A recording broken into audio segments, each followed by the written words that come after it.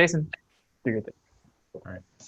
Hello, everyone. This will be the first project pitch in a series of project pitches where SummerHacks teams will get to show off the progress they've made, receive feedback, and hopefully also inspire other teams based on what they're showing. So today we have Isabel Abonitalla with us, and she will be presenting her project, Move It COVID.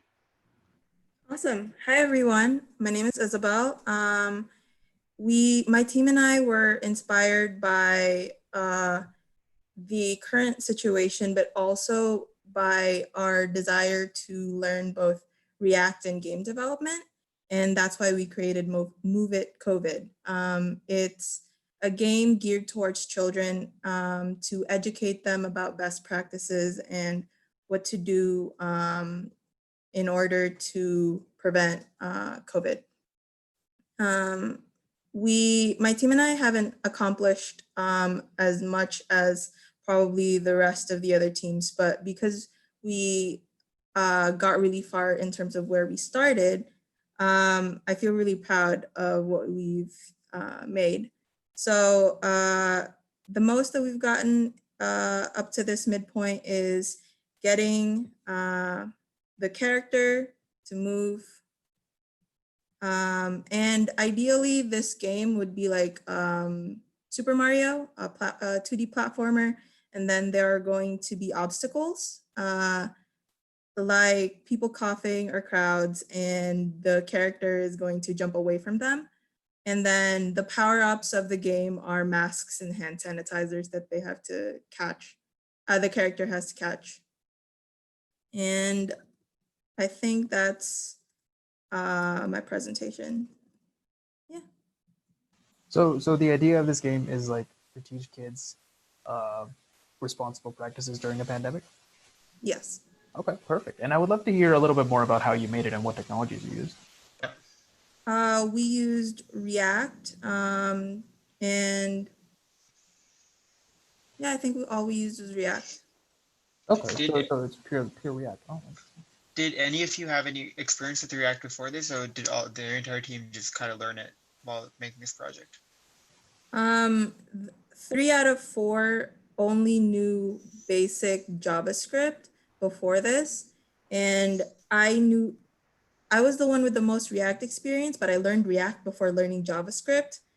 So I was kind of feeling around in the dark. But what we did as a team was started with tutorials for like the first 30 weeks or so. And then for the next 3 weeks, we did pair programming and worked on it at the same time. Awesome. How did you guys kind of, I guess, stay on task? Because something a lot of teams and I struggle with is when I'm working on a personal kind of project, I lose focus and we tend to get off track. So how did you guys kind of overcome that issue? I guess part of it is because we kind of got to know each other really well, and I guess we're friends. I hope we're friends. And we all go to the same-ish school, like the same school system. We call ourselves CUNY Gang. And that camaraderie is part of what made us more likely to stick to the project. But another part of it is we made sure to schedule a meeting every Saturday at 4 and catch up on everything that we've done, what we learned. And yeah, we never missed a meeting. And that's why we stayed on task. Awesome. Congratulations. I'm excited to see what this is going to look like in another 6 It looks so cool. The art style is very unique. Did you guys draw these assets from scratch? I'm sorry? Did you guys draw these assets from scratch, or did you get it from somewhere? No, this was all drawn by one team member. Wow. Okay, well, I mean, that's probably, that's amazing. I presume they're also going to be drawing all like the power-ups and the platforms and everything. Those are done. We just didn't put them in yet. Cool. And yeah, so is it just going to be like one level, or do you plan on having a leveling system? That's priority 3, I think. Priority 0 was making her move. So we finished priority 0 by the midpoint, and the rest, I guess we'll just see how it goes. Yeah. I mean, this is pretty impressive. It's a good amount of work for especially since now that we're working virtually and all at home and everything. The one thing that does look a little strange is that she's moving like really far. Like every time I presume you press one button and she goes like that far, right? Okay, I'll So take note of that and make her move closer. yeah, Make her because steps make smaller. it like make it more live, right? Like if you hold down the arrow key, then she can start running or whatever.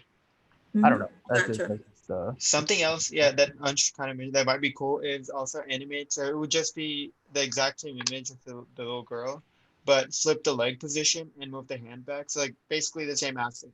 And if you just flip it at every keystroke, it would look like she's actually walking, oh which I like think a would look sprite really too. cool. Mhm. Yeah, yeah. We have 3 striped sprites right now, the left foot, the right foot, and her just Oh, standing okay. still. Okay. But what we don't know how to do yet is make a switch between sprites. Right. Like at each movement, move to the next sprite. We don't know how to do that yet, but we'll figure I it mean, out. I have no idea how to do anything React related, so No, but honestly, neither do that's, I, dude. It's so that complicated. that would be cool. It's just I'm just brainstorming here. That's awesome. Yeah. I'm really excited to see how it's gonna turn out. All right. I think that's all the recommendations that I have. Jason, Arjun, do you guys have any feedback you'd like to state right now? Yeah, no, it's just echoing what you said. Yeah, it's very well done so far. I think it's a very cool idea and will be a pretty cool project. Yeah, I agree with that definitely. This isn't really a technical question, but just kind of curious. Could you talk more about like how your like whole game is gonna like hopefully teach kids more about COVID?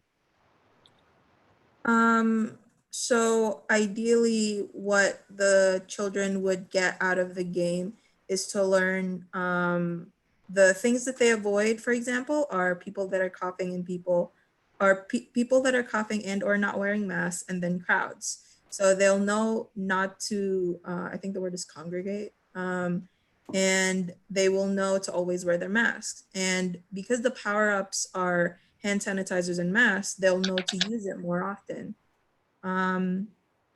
Maybe something that we could incorporate would be, aside from the game, like actual text that is in accessible language, that would explain those things to the children, like supplementary to the game.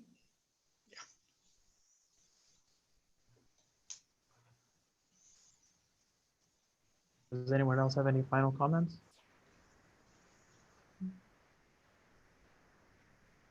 It's not. All right. Well, thank you so much, Isabel, for presenting. This looks amazing. I can't wait to see what the final product turns out to look like. And I hope that you will make it like available for free on the App Store or something, and then we can all play it. All right. Well, thank you all for checking in. As usual, if you have any questions, please feel free to message one of the organizers on Slack. And if you want to present, that would be great as well. Everybody have a great day.